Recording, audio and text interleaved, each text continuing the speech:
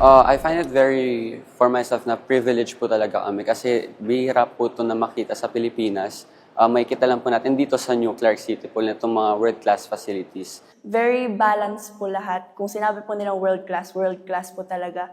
World-class treatment, not just the facilities.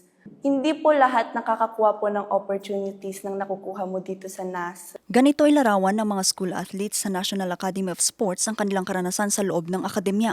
Ang NAS na itatag noong July 16, 2021 sa bisa ng Republic Act No. 11470 o mas kilala bilang an act creating and establishing the National Academy of Sports. Layunin nitong magbigay ng libre at dekalidad na sports education para sa mga kabataang atletang Pinoy. Dito mahuhubog ang kanilang kakayahan sa napiling sports gamit ang mga world-class equipment at facilities. In total, we have currently 247 students in the academy. And this ranges from all the way from grade 7 all the way to grade 12. These 247 scholar athletes are belonging to 7 focus sports in the academy. Hangad kasi ng bansa na makitang magtagumpay ang mga atleta sa world stage, kabilang ng nalalapit na Olympics. Kaya naman sa nalalapit na anibersaryo ng NAS, personal itong binisita ni Pangulong Ferdinand Marcos Jr. Dito, isa-isa niyang ininspeksyon ang mga pasilidad. Definitely, yung NAS is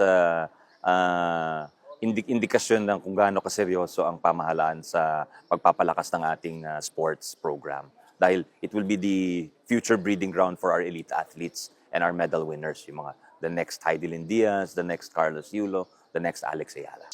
Naghayag naman ng malalim na pasasalamat si Governor Christian Yap para sa pagbisitang ito at binigyang diin ng malaking karangalan na mapabilang ang probinsya sa pagtatayo ng nasabing Premier Training Center. Samantala, patuloy naman ang isinasagawang massive development ng mga sports facilities sa bansa sa ilalim ng pamumuno ni Philippine Sports Commission Chairman Patrick Gregorio. Anya mahalaga raw na mabigyang pansin ang mga pasilidad na higit 3 dekada nang hindi na isasaayos.